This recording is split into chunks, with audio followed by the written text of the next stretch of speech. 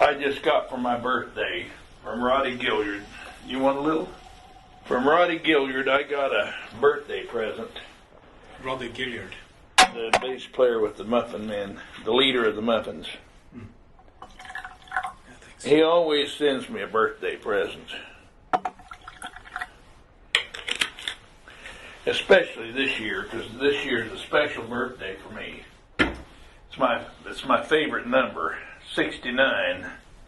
It's a 4 CD package of Freak Out.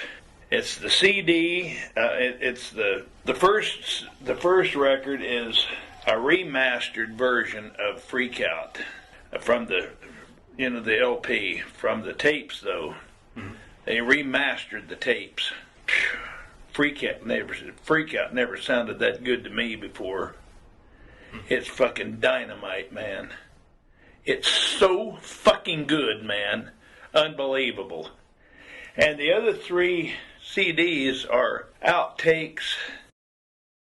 It's called The Making of Freak Out. That's what it is. Scratch vocals here. And when we were recording it, different things, different versions, different things in the studio, man. It's really fucking well put together from the Zappa Family Trust. Zappa Records put this Freak Out thing out, man, and it's beautiful. It's really good, man. It's really fucking good. That's the MOFO thing. MOFO, right. Have you heard it? No, not yet. I don't know how much that fucking thing cost. I'll bet it's expensive. She's only in it for the money, man. That bitch is gonna get paid for it. But she does some good sometimes in the process. Well, I doubt it's produced by her. I doubt very seriously if she really had anything to do with the music part of it. I think that was Joe Travers, because he's the guy that works the studio. Yeah, the Voltmeister. He's fucking good too, man. That guy, he's also a hell of a drummer. But Mike Keneally's drummer. He plays with Mike, and he also plays Zappa plays Zappa on that tour with Dweezil. I think Dweezil had some input on this CD, MOFO CD as well. It's going to be interesting then to see what they do when 40th anniversary for the other records comes. They have material if they will suddenly. Well, this year it would be absolutely free. That would be interesting to have the outtakes on that fucking thing, man. That was it, because it was even getting more and more. It was starting to get more and more complicated. Absolutely Free was done on 8-track.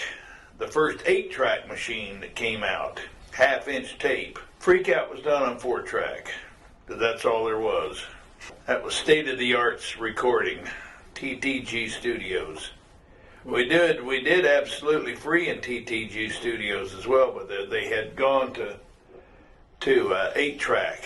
By that, we started recording Absolutely Free at the end of 1966. About November of 66 is when we started recording that record.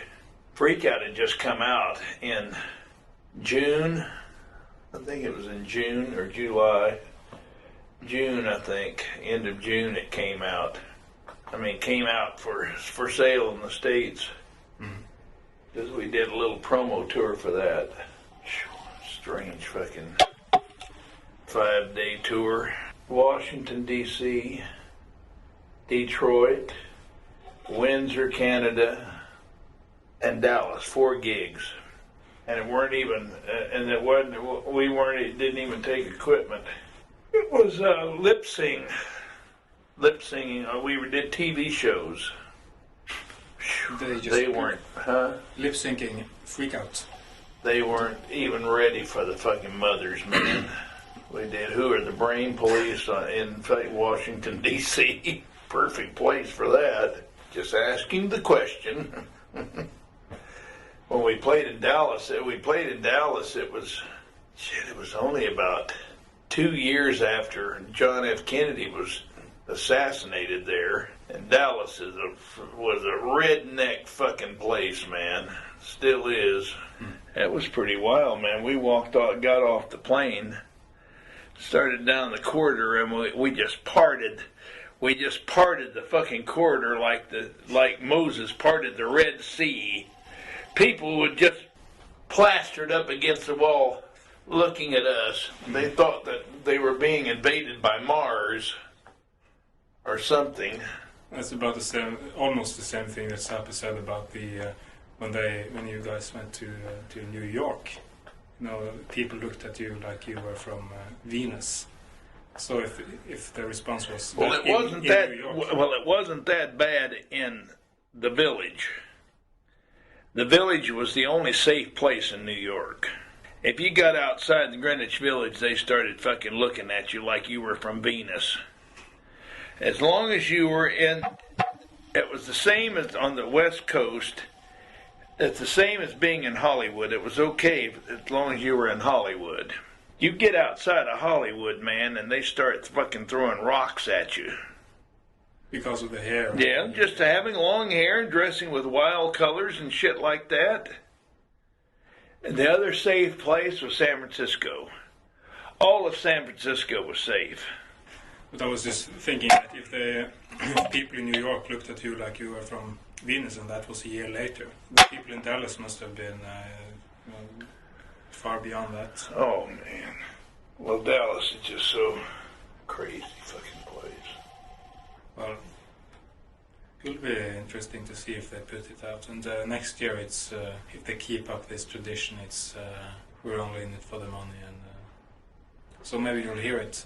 You said that the Freak Out never sounded so good to you before. Have they done something to the record itself? Well, they remixed the.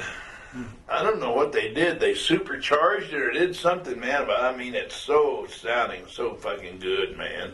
It's really full, man. Really good. I guess I just have to get it. Well, you won't regret it when you do, man. It's worth it. I mean, I didn't buy it, and I probably wouldn't have bought it simply because I don't want to give one fucking penny to that woman. But I might have let my wife buy it. Just to hear it, because when I put it on, man, it was so fucking good, man. I can't believe it. Really, really nice. Interesting.